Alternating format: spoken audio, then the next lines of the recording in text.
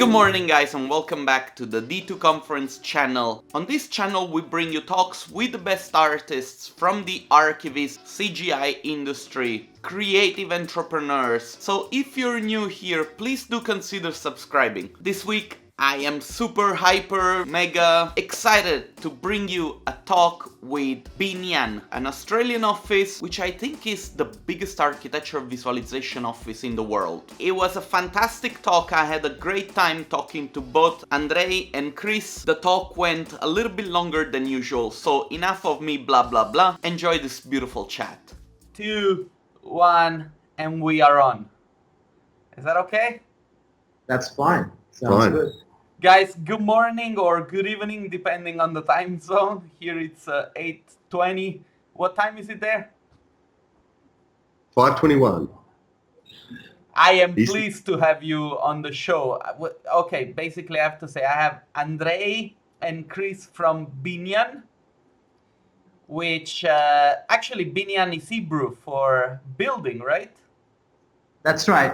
The idea is, building. It's like a verb and a noun that you're building. You're creating something from nothing. That's how we came about. Obviously, it's my culture and my background as well. But great to be here.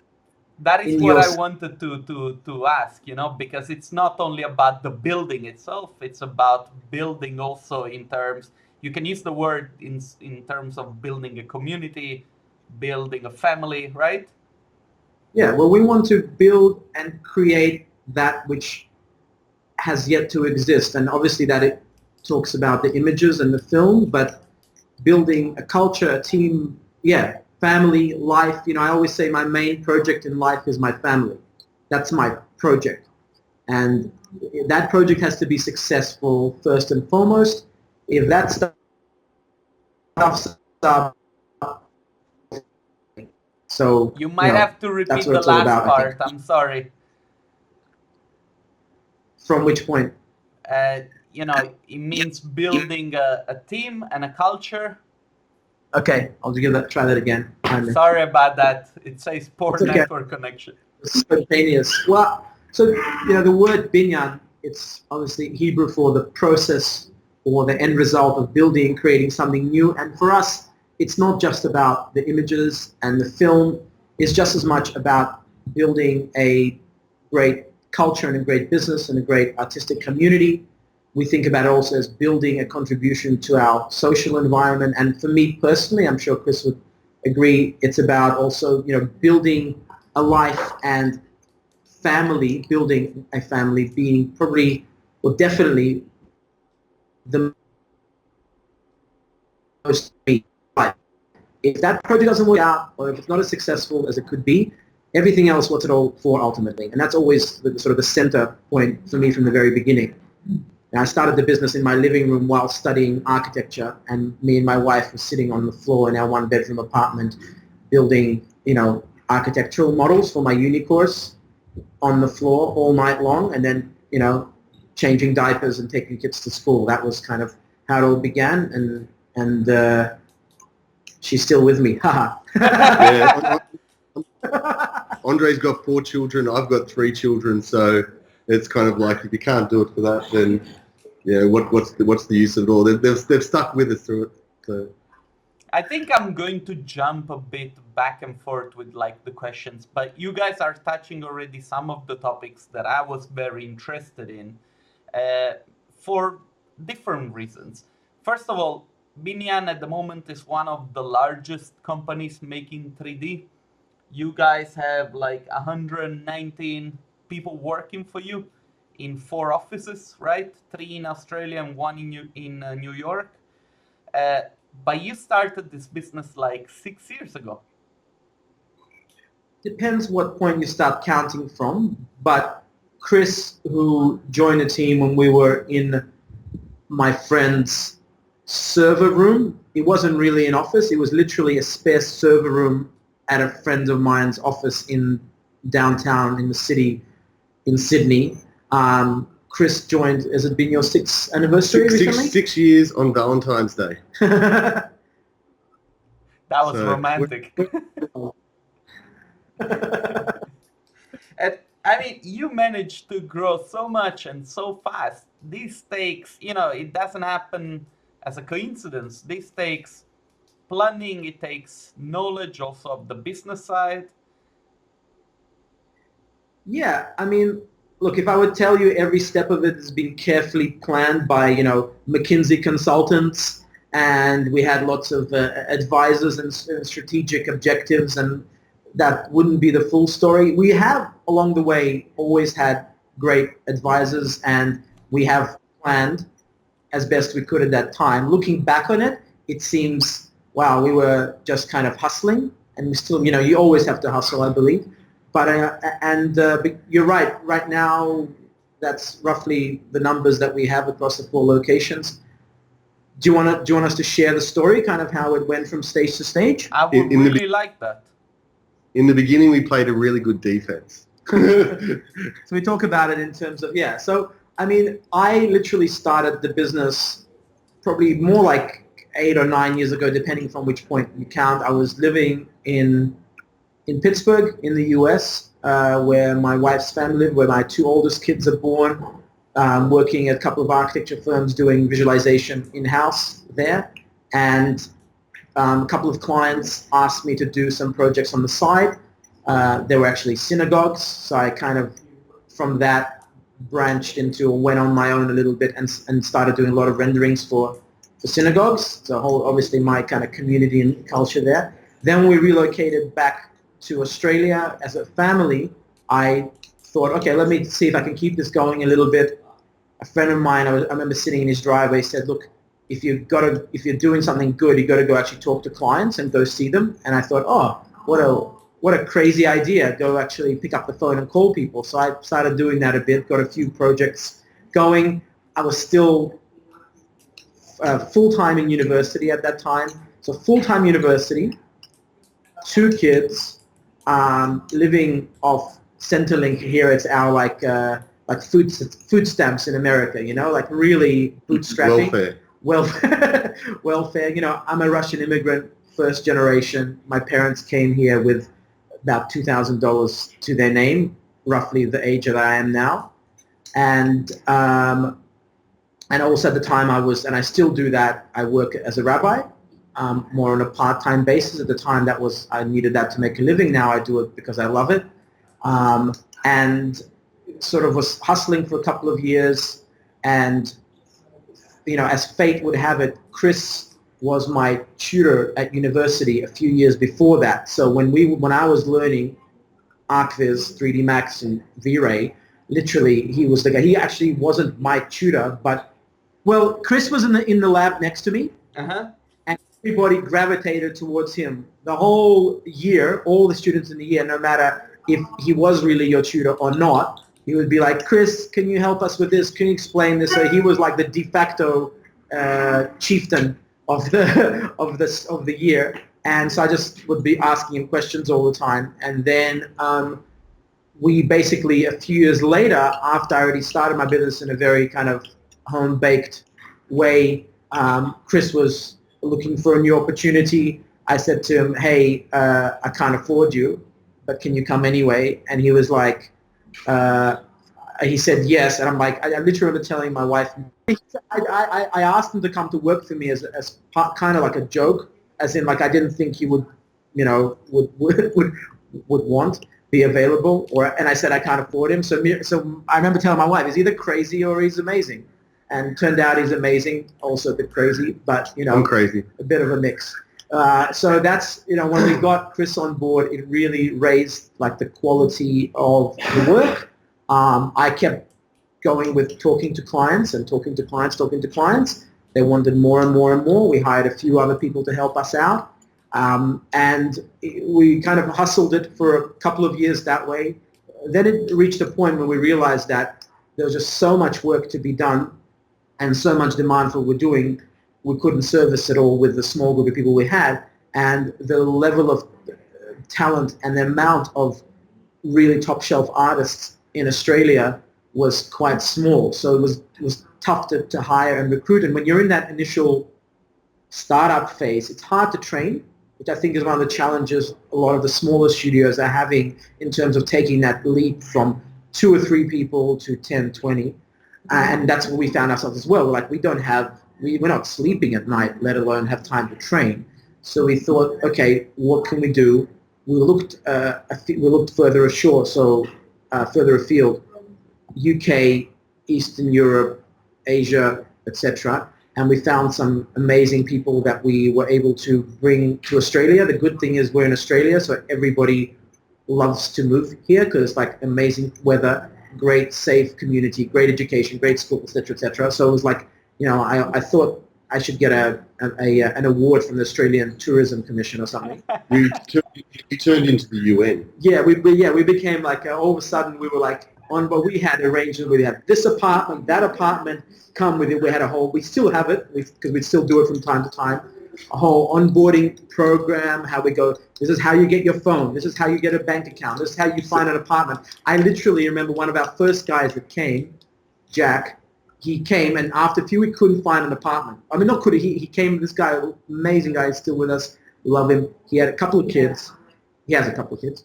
And, when you have no rental history and you're coming in fresh with no employment history, when you had a good job, the landlords, the real estate agents wouldn't, you kept missing out on apartments. And in Sydney, it's quite hard to find a good competitive. So I'm like, okay, he's missing. So I literally said, okay, I'm dropping everything, got in my car, went over to his next apartment inspection. I walk into the room and the agent is there, and Jack is like, they're going, can we, we'll be good tenants, don't worry. I took the guy's hand and I say, sir, we're going to sign this lease right now, aren't we? I said, here, you can take, here's my rental history.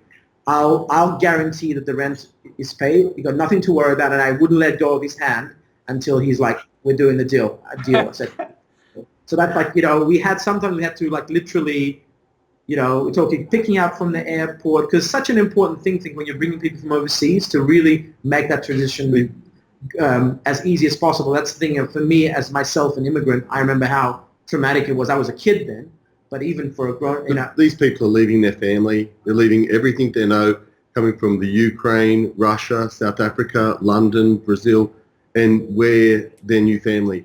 Until they get settled in, until they find anyone, we're the people that, have asked them to come and help us grow this business. And so we're the ones that need to kind of be there for them, support them, go through everything. And if we were just to step away, then they just feel alone, So we feel it's basically our social responsibility to create that community for them. I think over the years, obviously now, you're talking 4 years ago that we started that process. Everyone's really integrated well. They have their own social circle. A lot of people are friends with other people from work. It's really great to see.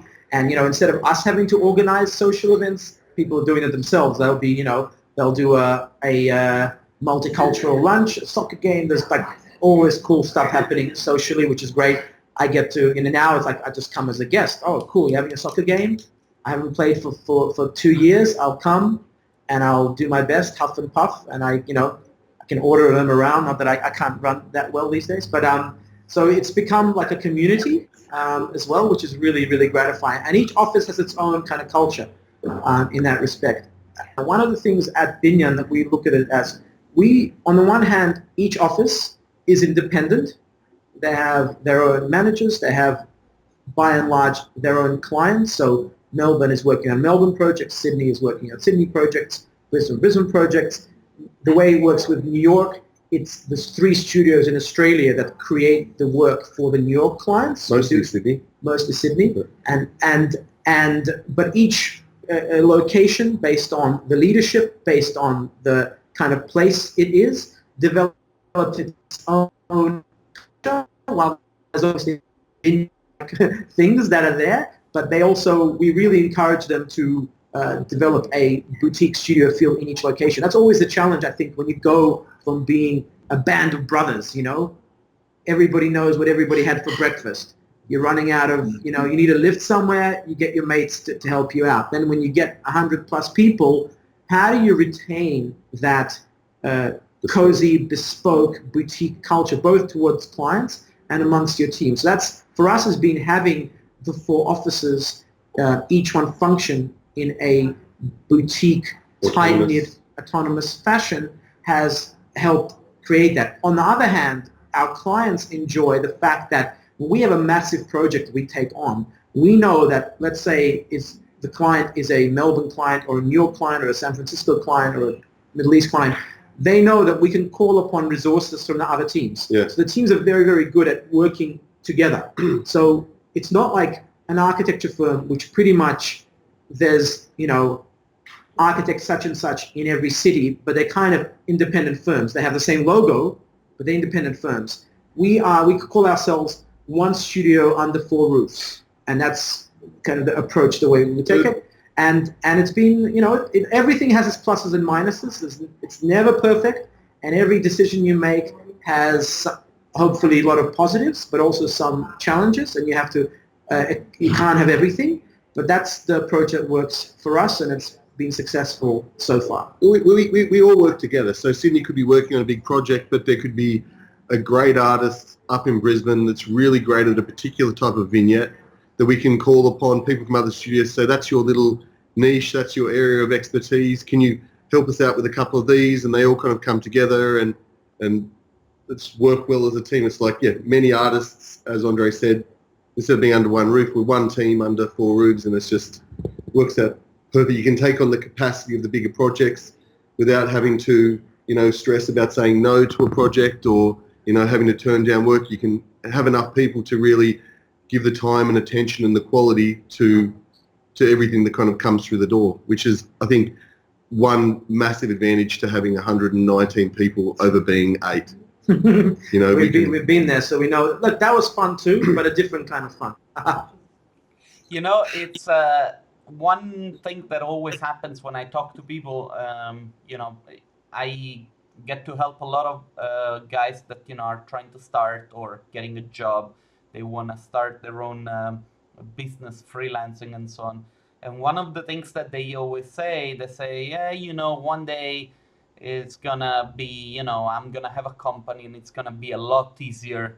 And I'm like, having a company isn't necessarily the easier thing to do. I mean, more clients, more people, more liabilities, Can you tell me a little bit about that aspect of running a very big studio? Take this one. Well, you are absolutely correct. The more people, the more headaches, the more clients. When you're working on, sometimes we might be at any point in time, we'll be working on maybe 200 projects at any point in time across the 4 studios. So even if, 95% are going great, 5%, that's 10 projects at any, not saying that happens, but even if theoretically there's 5 that are not going great, that's a lot of challenges and a lot of clients that we have to smooth things over. So my comment is that 100%, if you don't plan it out and if you don't think about the running a business part of running a creative studio, you will have a lot of challenges, because this is the typical story of the guy that knows how to make shoes at a shoe factory, and he's fantastic at it. And he makes the most beautiful, delicate, bespoke, gorgeous shoes. Like, I can just go out and make lots of shoes. Why do I need to do it here? And you go out and you take your creative skills into a business context, and they're not necessarily are the appropriate skills to deal with all the other requirements that running a business has. So one of the things that I have done personally, and this is something Chris and I both really are passionate about, we want to actually do more of, is mentoring of other, up-and-coming people that want to grow their business. Because we, very early on, I've always had a business coach. Now it's more of an advisor, but at various points in time, we have different kind of coaches and advisors. People who will bring information. So I've always been very aware of the fact that I don't know a lot of things. Okay? There's certain things that I'm really, really good at, and then there's tons of blind spots. All I ever studied at university was interior architecture. I actually did a diploma in psychotherapy, and I studied to be a rabbi. So I have to figure out how to make it all happen from those 3 things. Maybe there's something in each one, but for another time. But definitely running, I hardly had a job. So I really early on realized that I don't have a lot of those business management skills. I have certain natural skills, I think, that I've used in building the business, but I've always had external advisors that push me to do the things that are either too difficult, too scary, or uncomfortable or out of my comfort zone, and also make me aware of the things I don't even know that I don't know, right? That's the biggest virtue, I think, when you're growing anything in life or in business, is to be aware that you have a blind spot. You don't know what's in the blind spot, right? You need someone to tell you that, look, have you thought about how to mentor people? Have you thought about, you're hiring someone and you hopefully paying them a good salary. What about their career progression? What about the culture that you have in the business? If your business becomes like a sweatshop and everybody's working till 12 at night, we've had those periods ourselves, and each time we would learn about how to make sure to look after our team in the right way, create the kind of culture in the business that facilitates people to see their future as being aligned with our company future. Ultimately, you don't want to be a bunch of hired guns. I make renders, I pay you some money, you make renders. We all want to be together like a rowing team, right? A bunch of rowers sitting together and everybody rowing in unison. You can be rowing really hard, but if you're actually rowing in the opposite direction, you know what happens. The most important thing we have as a business are our artists, and that's our biggest asset. And when I Not notice, just the artists, but when I notice other companies grow, and initially a company is amazing, and there's like one guy who's working there who builds a name for himself, and he starts getting too much work than he can actually handle, so he employs another person and another person. And too often you start to see the quality of the work just change, because it's not that one person working on every image, making it a beautiful set. It may take them a while to knock out that project, but you look at every image and you say, wow, like that's amazing. And as they've grown to 10 people, sometimes you look at their work and say it's not quite what it used to be, where I think we have tried to grow from 2 people to 119 people, but every person that we've looked at and we've tried to add to the growth of the business, be it project management, be it an artist, be it modeler, every person has added and made the business better. We've looked to employ people better than ourselves. We've hunted, we've got an artist named Ryan who is just, I would personally say, one of the best artists in the whole world, and people just gravitate around him and want to learn from him, and everybody's willing to share, so people don't sit there as a hired gun and have their secrets and sit there and just like work churning it out and keep everything hidden away. Everybody is like talking and sharing and spreading the knowledge, and that's how we've kind of like grown, where I think that if I look at the work we're doing now at a massive scale, where it's much harder to art direct, creative direct, really kind of put the love and passion into everything. Even our Sydney studio, we decided to break into 2 kind of separate studios, so we could kind of keep the smaller nature, and we can guide and we can oversee and have associate creative directors look after each team. So it kind of cuts it down and doesn't make it feel like this big, out of control monstrosity, where it's still bite-sized chunks where you can kind of look over everything. And yeah, it's anyway, that's my kind of 2 cents worth on that. Can I make a couple of comments to build on what Chris has said? So I think one of the things I'm actually proudest of is that as we've grown, the quality of our work has improved. We use Trello. We have a Trello board for every single year. And obviously, not every image is amazing, not every client is amazing. And look, we all have our ups and downs. We're not going to sit here and tell you we're perfect at running a business, we're perfect at running creative. I guarantee you, we've made more mistakes than anybody. Right? It's proportional, the more you grow. We are the highest mistake making, in the history of Archivists, because we've tried many more things than anybody, I think, and we always are constantly trying to improve it.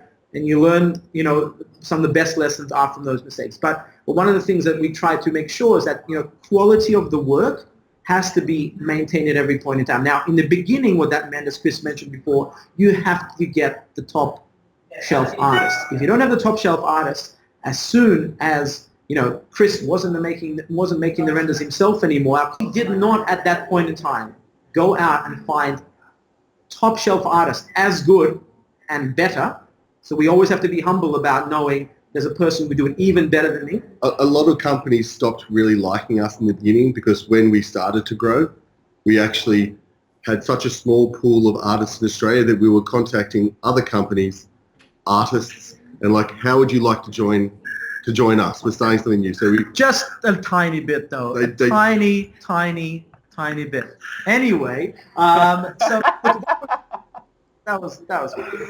But That's so where you're gonna get the hate comments, you know. Yeah. No, look, you know what? I believe. Look, it happens to us. Happens to everybody.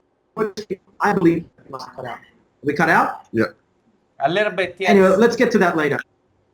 Let's come back to that. The funny thing is that I'm reading with the tail of my eyes all the points that I wanted to ask you, and basically you've been touching all of them. Now the only thing that I'm going to add, because probably my sound channel is going to be empty at the end of this interview, but it's beautiful. I'm really like sitting like this, listening to you guys. You know, when you say about top shelf artists, at the moment you guys are kind of like fast tracking 27 visas, right? Of people coming from abroad. That was about 3 years ago we did that. Oh, okay, sorry, because I read an article somewhere. Well, okay, I'll explain what that article meant. That was getting them from the permanent visa to permanent residency. Okay. That was about the artists we have here already that we brought across, but the government changed the laws and we needed to get them to permanent residency quicker than was required before, and we've been successful. You know, everybody's here, pretty much everybody almost got their PR, so it's been a great outcome. We worked really, really hard to achieve that. If I may go back to one point, and also just a bit of like, you know, I guess for other people if they want to learn from our experience, is that soon enough we realized that, of course, the artists, they're the ones that make the renderings, but we very quickly realized that without a absolutely world-class team of project managers, creative leads or creative directors as we call them, modelers, the guys that are more like junior artists, but also guys that actually are a lot more senior in the specialization of complex modeling than necessarily some of our artists. They are the ones that enable the artists to make the final image, and without them the whole thing does not work. And if you do not, and again, this is a learning from our mistakes, if you do not invest in recruiting fantastic people in those other roles that, I mean, I don't even call them support roles. They're very much frontline roles, but they technically aren't the guys that are, you know, making the pixels and sitting there in Photoshop. They're the guys that do a lot of the very important fundamental work that allows the creativity and the artistry to sit on top of that. If you don't invest at that level, you will suffer, and what's going to happen is you will be getting people to do work that they're not necessarily either passionate about or really good at. One of our philosophies from the very beginning has been get awesome people and help them spend 95% of their time doing the things that they're most passionate about and that they are world-class at. Because chances are, if you achieve that or something close to that, you're going to have a successful business. If you're trying to be everything all at once, you're at once an artist, a project manager, a bookkeeper, a invoice chaser, a business development person, you're going to dilute yourself and your core talent goes wasted ultimately. So we've focused on specialization over the years. That's really made it very clear. And what that's allowed to happen as well is some of our most prominent leaders in the business currently, they're not necessarily artists. They may be a modeler. They may be a project manager who rewind 4 years ago, they weren't like the glamorous roles, but now the whole business can recognize the amazing contribution they make. And, we live and die by their success, and that's, always been very important for us. For the life of me, since moving to Tel Aviv, I would have never thought to end up talking about 3D with a rabbi. My friend. We're talking about businesses with rabbis. Yeah. Well, that is different. But, I was listening to him talking about pixels and 3D, and, because you do come across as a very wise man, and you can really tell that there is, a lot of you've been developing this vision about what it's like to have a business. And I also know from my research the fact that you guys have the intention to become the biggest company in the field of 3D. And talking to you, this both of you, these things, they transpire, they're super clear. And I find it fascinating, mainly the determination, like, I don't know, it's a little bit hard to explain, but when I talk to other people that do 3D, I feel still that there is a little bit of a separation between the business development kind of things and the pure 3D artistic aspect of things. And very often, I don't know, it says that I have poor network connection. Don't know if I'm cutting through off. Can We're you cutting out. We missed a little bit of the lot, but just okay. I think we get where you're going. Keep going. Anyway, the point that I'm trying to make is that to me, very often when I consult young people, I start always with the business side of things, because in the long run, if you want to have any type of development, you need to be able to sustain yourself economically, because otherwise you're going to be out of both job and motivation to do that kind of job. You know what I mean? Yeah. So is there what's Well, basically what I would like you to pick up on is on your side, how important it is to look at everything which is money related, which is, people usually live by the motto, do what you like, do what you love, and then the money will come. And I think that in my short 7 years experience, that isn't necessarily the truth. Look, I totally agree in terms of that dimension, and you need to really find a way to balance both. You have to have great creative, right? I don't believe, and even though, of course, we have to be efficient, we have to be focused on deadlines, and we have to do things really relatively fast. But ultimately, if your quality isn't the reason people are coming to you, you will become, a low-cost, non-premium kind of company. And at least for us, that the passion is gone, and then what's it all for? You might as well go and be an accountant. On the other hand, you have to be commercial, and you have to sometimes, I think one of the things, and for us as the business has grown, and I think, look, outside of probably more like low-cost countries, we probably are the largest ArcViz company in the world by quite a bit from what I know. Look, that's not that's not why we set out to do it, but it does give us a sense of pride. Ultimately, we feel we also have to try to advocate and on behalf of and uplift the whole industry. I think there is still a level of insecurity in the industry, and we don't appreciate, even ourselves and many of the other companies, how incredibly world-class it is what the top companies are doing and how valuable it is to our clients. And that level of being able to value what you do and be proud to stand behind saying, these are my fees, this is what I charge, this is why I'm charging you that. You may have to visualize and make clear what the value is. Pick them up off the floor. Then you you have to stand behind it, and chances are those insecurities are just that. It's all in your head. That's one of my earliest business coaches. His whole thing is, I would say, no, I can't charge this. No, they'll never come back. They won't want to work. It says that's your own negative assumptions. And each time you challenge them, wow, I can't believe it. They are happy to pay the money because they ultimately get the value. So at the end of the day, you have to be proud of what you do and see its commercial value, because if you do too many favors to every single client, you will ultimately not be able to do them a favor. I believe in, I like the idea of be able to be nice at the end of a project. It's really easy to be nice at the start of a project, to say yes to everything. Yes, we can do it quickly, we can do it cheaply, and we can do it, all of us working 3 nights in a row. I like to be a little bit tougher at the start of a job, clear expectation management, clear onboarding of the client. Then at the end of the job, when things are going great, we can do a special favor for the client and go, hey, here is a vignette that's a little bit discount, or we can do it a day or two faster.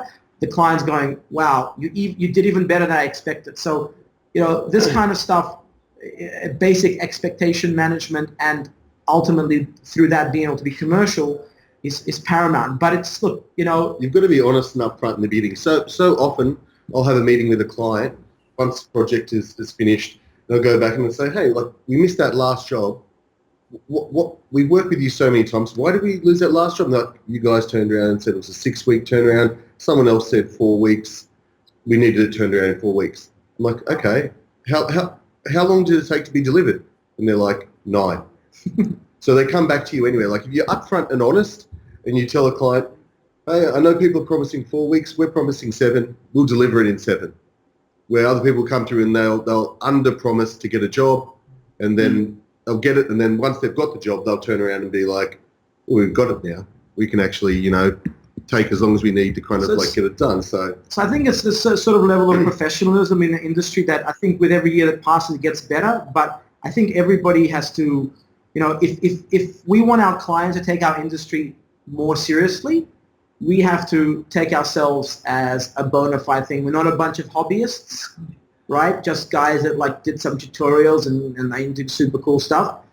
But we have to look at the commerciality of it, and ultimately, our philosophy is I don't believe doing great creative and being commercially successful is a contradiction.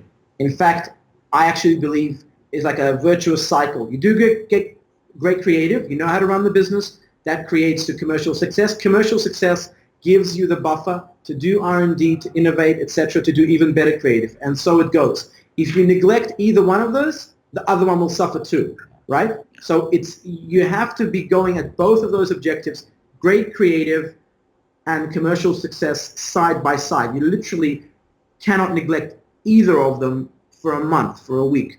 Otherwise, both have the potential to fall apart. Now, easy to say, much more difficult to do. Again, we've done it wrong 5 times before we got it to know how to do it right.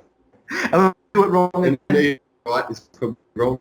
But that's definitely how we try, and that's like it's like when you're walking on a tightrope. You know how you don't fall off if you're looking at one point that's on the other side. As soon as you look down, look to the sides, you fall off the tightrope. You've got to be walking. Sometimes you do a bit of this, but you've got your balance. One side commercial, the other side creative. Those are your 2 sides of the stick that balance you forward, balance you on the tightrope, and you walk step by step, and you can get there. But you have to be resilient, and you have to be tough around those things. And there's going to be big challenges for anybody trying to build a business. And Andrei's constantly reading books. You see him on a plane. He's reading a book, and he has an audio book in at the same time. So he's like taking both in because But I audio read at 1.5 speed. Yeah. No, this is amazing. I mean, now the problem is that I'm coming up with 100 more questions that I want to ask you, but I also need to tell you that we are 39 minutes in. I don't want to keep you longer if you do not have the time, but if you do, there is a couple of more things that I would like to ask you, if it's okay. This is like my favorite topic. We could do this for 5 hours straight if you just give us tea and coffee. I say let's keep going. Wait, let me just check when my next meeting is so that I can tell you realistically when we can stop. Okay, so my next meeting it's at 10. We have 1 more hour, but I'm not gonna keep you 1 more hour. I can ask you a couple more I can't things. say would shoot me if I wasn't home for dinner. So yeah, exactly. That's the other thing. I don't want to be the cause of your of a fight tonight. So I'm looking forward to the Korean barbecue. Anyway. One of the things that you guys have already touched, and I was chatting with you before the interview, Chris, is these the fact that very often people, what they do, they completely disregard any personal aspect.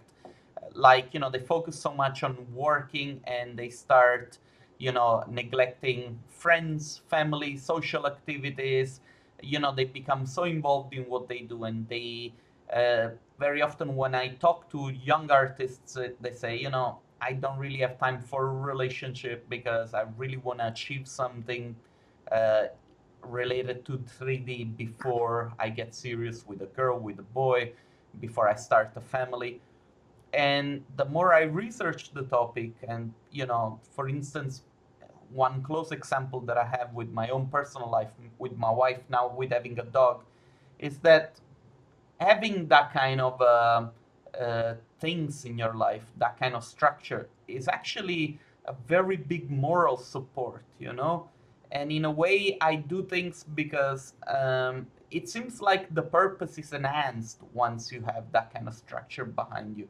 Now, I might be dreaming up by being influenced by the things that I'm reading, but I think that this also, I see it also with you guys, with your own company, and with the fact that you're very involved in your own community. So there is that sort of like component in your life that transpires. And I see it with other very successful artists. I've interviewed the guys from Neoscape. They also emphasize this factor in their life, and they say, yeah, at one point you need to be able to rely on your family, and you need to actively pursue the having a family in your life, because it will allow you to be a better person.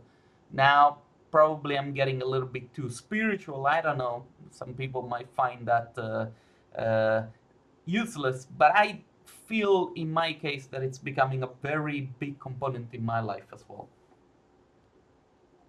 So people can't create. Like we used to work early morning until late at night every day, and everyone would come in, and one day we all kind of sat down and went, like, what are we doing? Like, at the end of the day, a deadline is we're just making images. We all love what we do, we're all passionate about what we do, but if we burn ourselves out and you come to work and you're tired and exhausted every day, how can you be creative?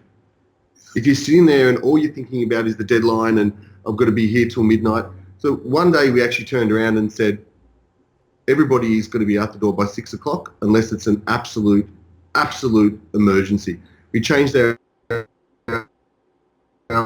or they could come in and work from 10 to 6, and we made it a little bit more flexible and really tried to focus on the work-life balance, because when everyone starts to burn out, people will start quitting, people will start stressing out, people go home and their wives are upset with them because they've been in the office till midnight. So they've been stressed in the office all day. They go home. They've got to cop their wives or their husbands being stressed at them at home because they've been working late.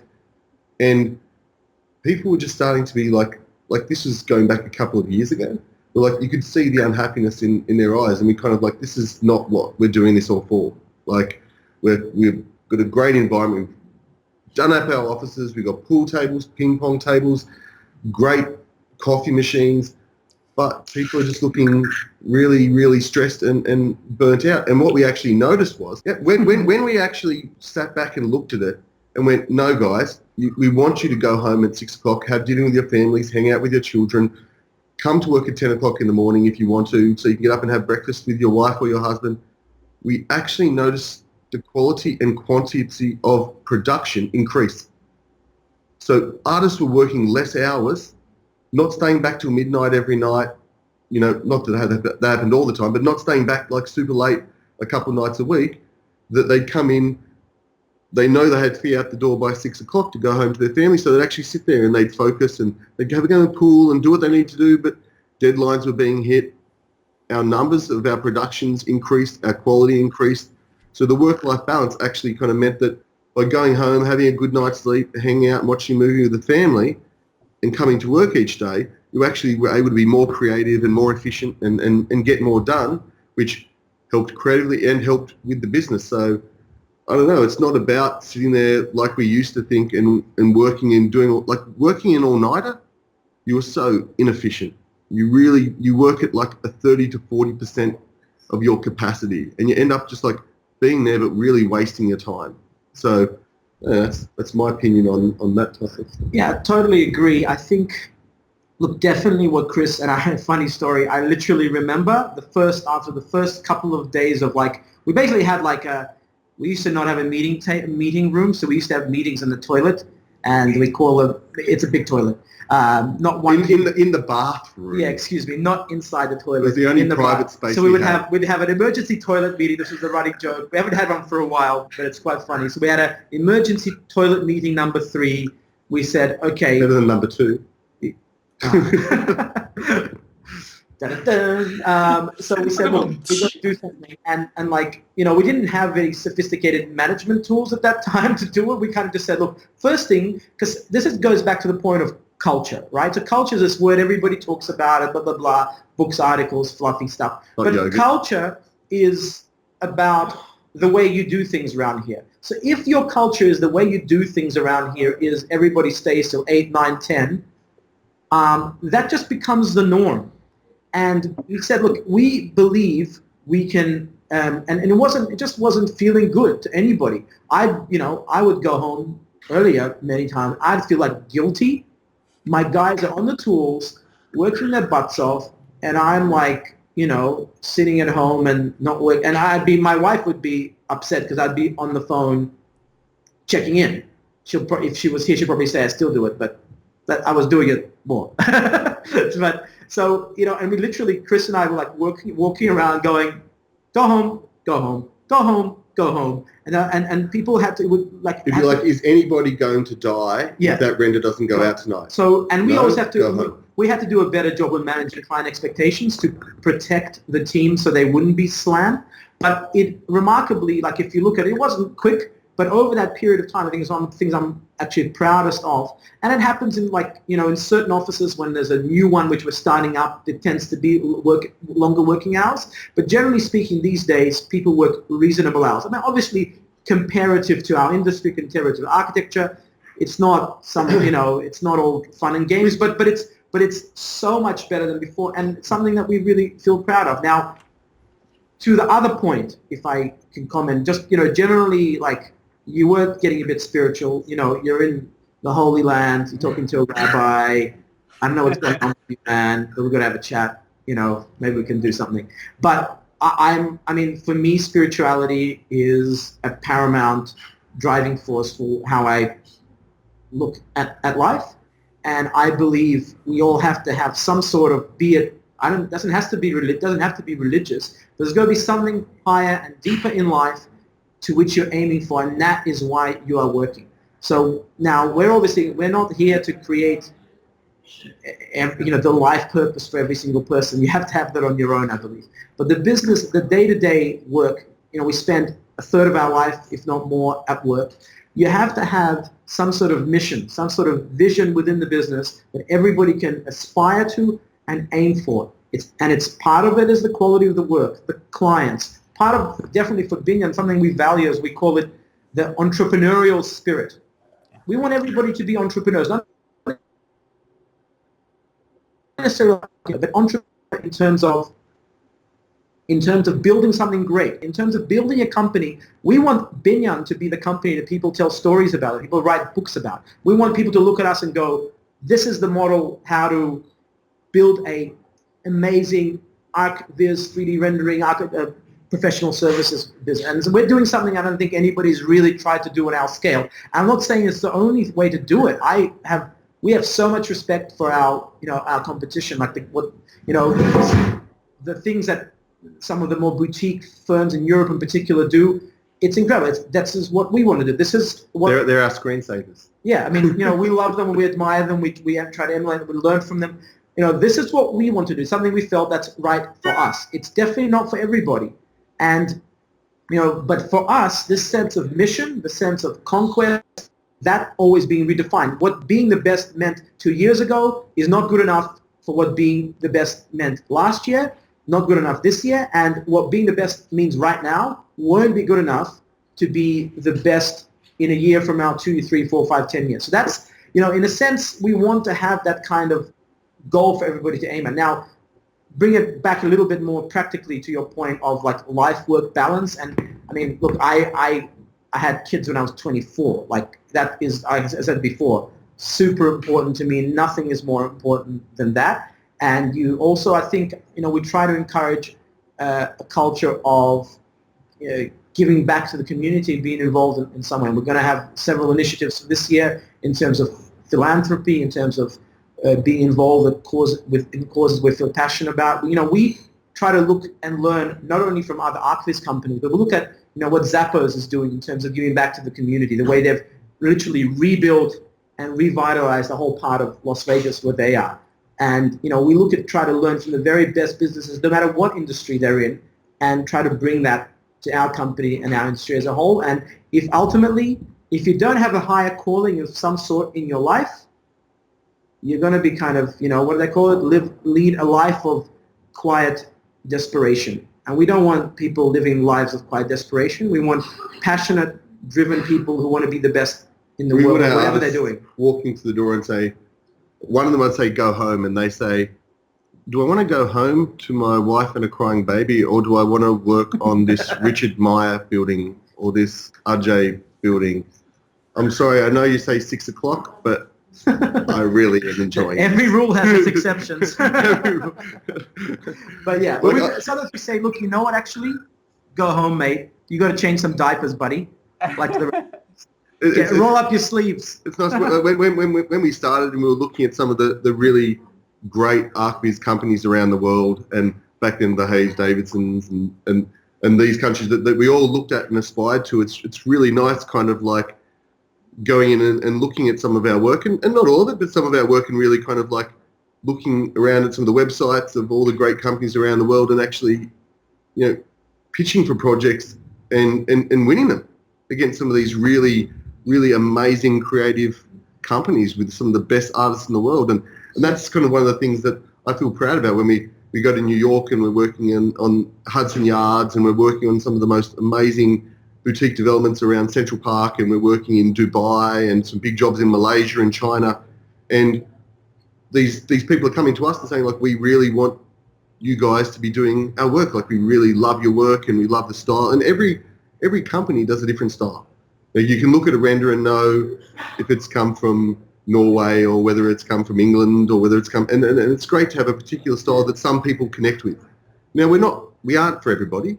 Our style isn't, we have a particular style which kind of like changes a little bit here and there, and we can kind of create a style for a particular image. But it's the thing that I think that I look back on, and when you looked at these big companies 6 years ago and didn't think that you were in anywhere near the same league, to be now pitching on the same project and being compared creatively, and us being the size and the quality that we are, I think that's one thing that I feel kind of pretty proud about.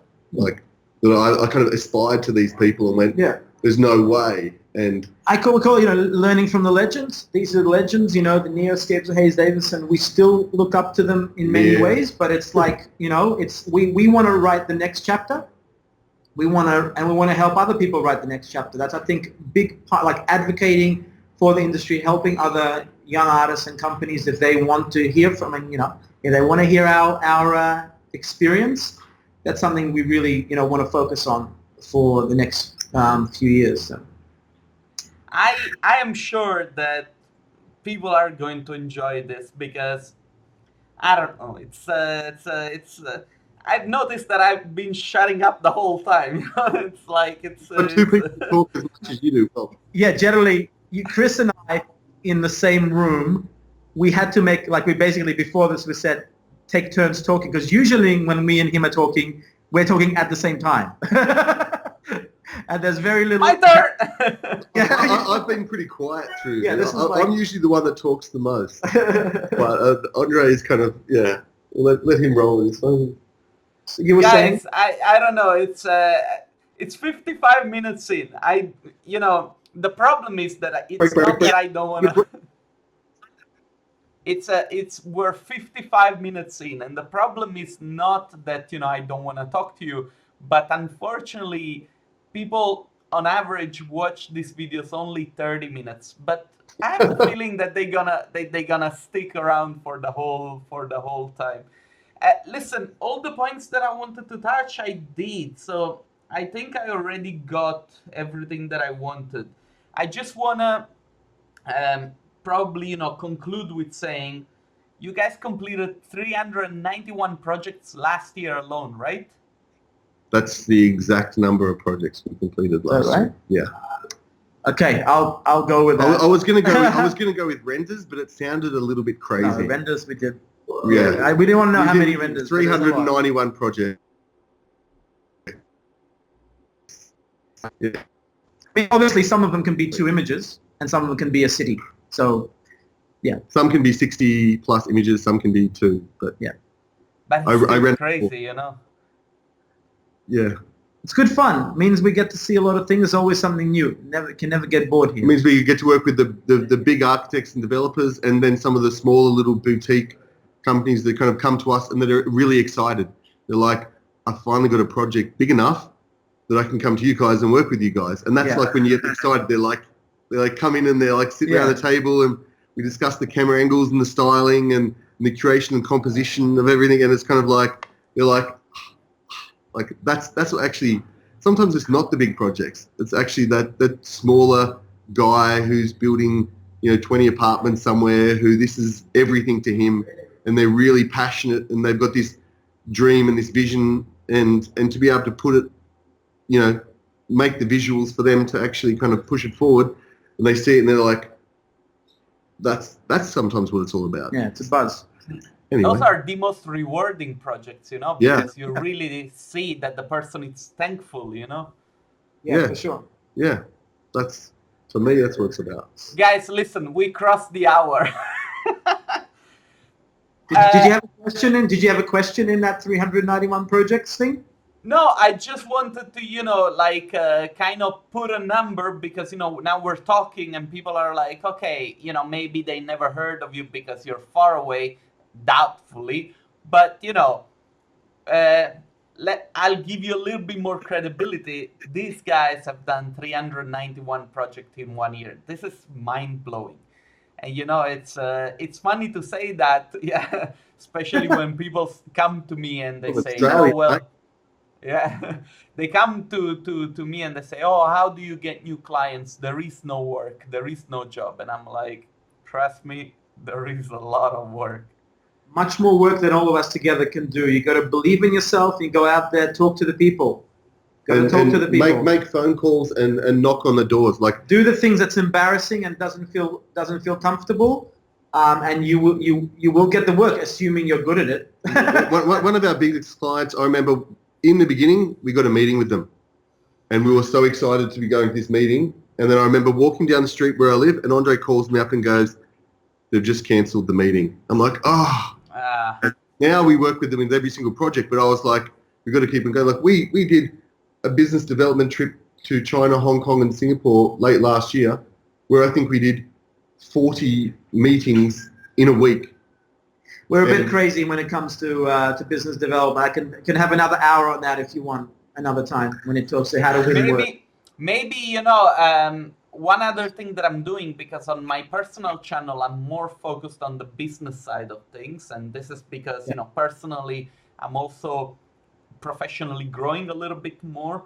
On the D2 channel, we just want to present the firms because it's good to put all the realities in one place and then discuss other topics on another. But maybe we could think of doing like a live show where, we hang out and people will join in with some questions. We just need to find the right time frame because, of the time difference. But I think this would be something that, people might appreciate and enjoy also because, I think that there is a lot of not knowledge. What's the opposite of knowledge? Ignorance. A lot of yet to know. Knowledge not yet attained. Let's just put it in a positive way. Yeah, exactly. That's a very good way to put it. Guys, listen, I don't want to keep you any longer. I want to thank you so much. This is an honor for me because I look up to you guys, and I told Chris before that I was so excited to get on this with you. I won't quote. Come again? I won't quote what you actually said. Yeah, well, I get very emotional. but you can hold it against me one day in court. Yeah. Guys, Good. thanks a lot for doing this. I'm just gonna stop the recording. Don't go anywhere, and then I say thank you. Pleasure to Ian, be okay? here, and it's really honor to be on the show with you, and you're doing great things for the whole industry. So we really value what you do, mate. Thank you very much. Thank you very much. I'm gonna stop the recording now.